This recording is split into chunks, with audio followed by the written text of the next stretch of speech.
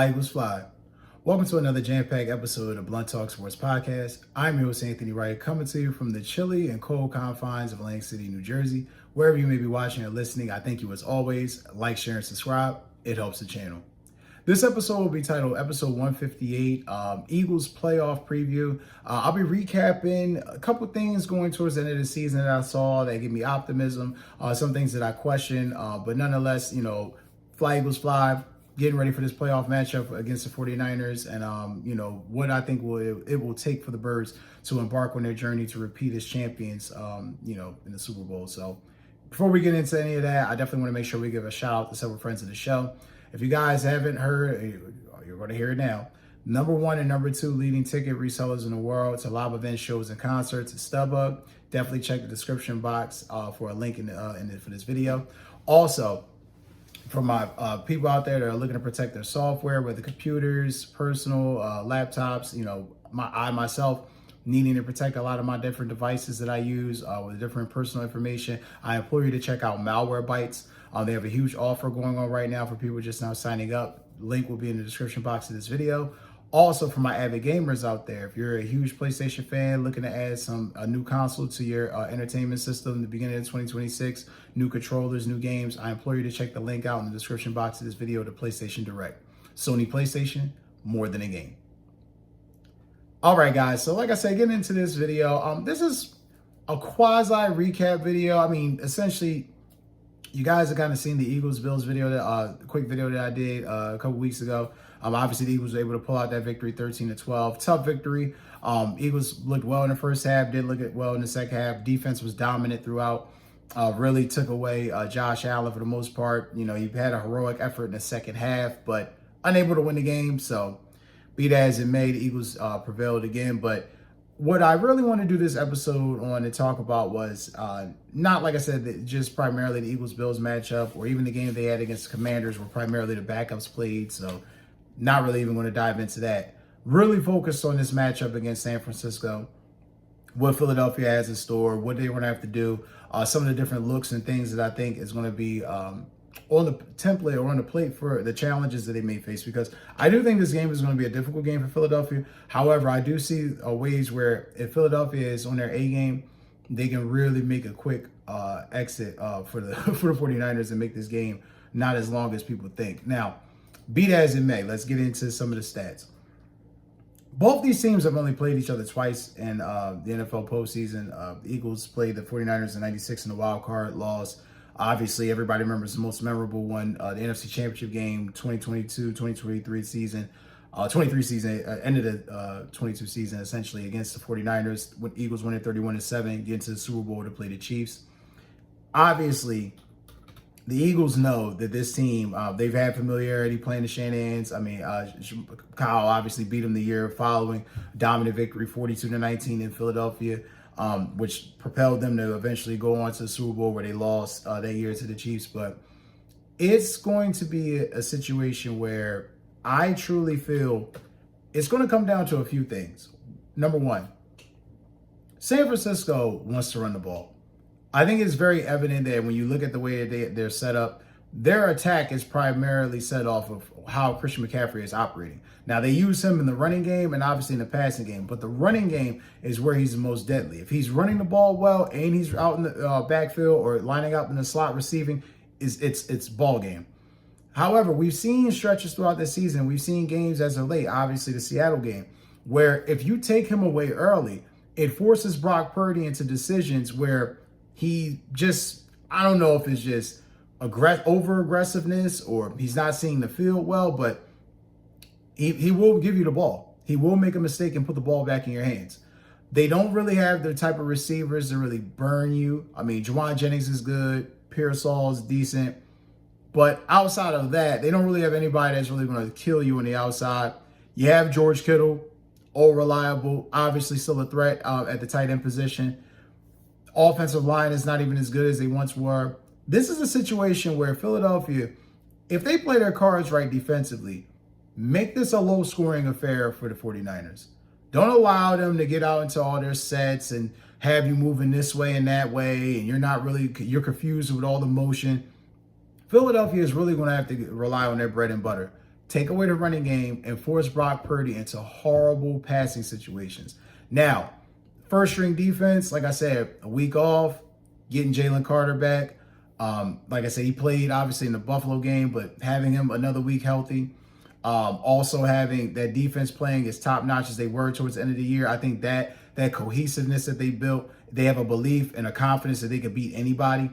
Also, too, when you think about offensively, I think one of the major things, and I think it's fairly obvious to say, one of the major issues plaguing the Eagles offense was even when they started to turn around offensively within these past few weeks, you just kind of felt like Lane Johnson was missing. If Lane Johnson had been out there, maybe some of those plays would have converted, wouldn't have had as many miscues. The communication along the offensive line would have just been better. That being said, Lane Johnson, let's be honest, could have came back maybe last week or the week prior. He's going to be back this week. Pivotal game. Obviously, you're going to need him. Now, Bethune's out for the 49ers. There's no Fred Warner. There's no Bosa. This should be a game where the Eagles' offensive line should feast. This team does not have a legitimate pass rush, and I'm going to pull up the stats for you too. But, I mean, when you really think about defensive stats, it's kind of remarkable because when you think of Robert Saleh, you would kind of think like, oh, okay, they're one of the better defensive units in football, and it's like, no. I mean, again, go pulling up the stats here for this year. Let's see, for 2025. Yes. Ranked 13th. Again, not bad. But when you start to really think about, okay, well, wait, what is their numbers against the run? Aha, and there it lies. Passing defense, 25th. Now, past couple weeks, their numbers are going to look better against the run. Like I said, defensively, they're 11th, but offensively, they're 24th in rushing yards. This is a team with Christian McCaffrey, keep this in mind. So there's chances there and opportunities for the Eagles to win some games.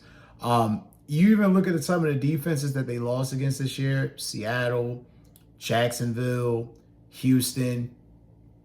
These are aggressive defenses that can get after them, force them into bad situations, force them into bad decisions. So there's a lot that's going to be riding on Philadelphia. Now, also, too, San Francisco is one of the best teams, if not, let's be honest, the best team on third down. They are number one in the NFL on third down. Now, defensively, they're 19th. And here's where it gets a little, like, leery, because when you hear those stats, you're kind of thinking, oh, okay, well, this team is one of the best teams in the league. They're 12th in the NFL on fourth down percentage on offense and 16th on defense. Not bad. Middle of the pack. Something to keep an eye on, because I think if this game gets sticky, where you get a situation where Philly's defense is playing tight and yards are at a premium, I do think that you're going to see a lot of fourth down tries by Kyle Shanahan. Maybe not every single down, but I think 3 or 4 times throughout the game, he might try it. And then red zone percentage. 49ers are in the top 5 in red zone percentage. They're one of those teams, when they get in the red zone, they usually do score. Although some of their errors have occurred as of late in the red zone, they are, throughout the season, they were a team that scored in the red zone, and their defense is ranked 12th. So, like I said, be that as it may, the Eagles are going to have their hands cut out for them. They're not going up against, a scrub. They're going to have to play a team that's really, good. But when you think about the Eagles defense is 5th in the NFL. Like I said, now going into some of their stats, this is where it's kind of weird because, again, numbers kind of lie. Third down percentage, Eagles are 24th in third down percentage. Not great at all. Like I said, 49ers as a strength, Eagles as not a strength. But fourth down percentage, both teams, and like I said, I'll go back to the 49ers here. Eagles are 19th in fourth down percentage. 49ers, there you go. One moment, I'm sorry. 49ers are 12th. So both teams middle of the pack on fourth down. Eagles a little bit worse than San Fran. But red zone percentage, this is where it gets hilarious. This is where it really, really, really gets hilarious. San Francisco, again, is 5th on offense, 12th on defense. Philadelphia is number 1 in red zone efficiency and 9th in red zone defense. This is going to come down to the trenches. If Philadelphia's defensive and offensive lines can get the push needed consistently, they will win this game. It is going to come down to them winning the third down battles defensively and making sure that they keep Brock Purdy and that offense in long down and distance situations. It's not going to be tenable each time, but even when you have those short yardage situations, you're going to have to win those matchups. So, be that as it may, looking at that, I think that's going to be something to key in on too.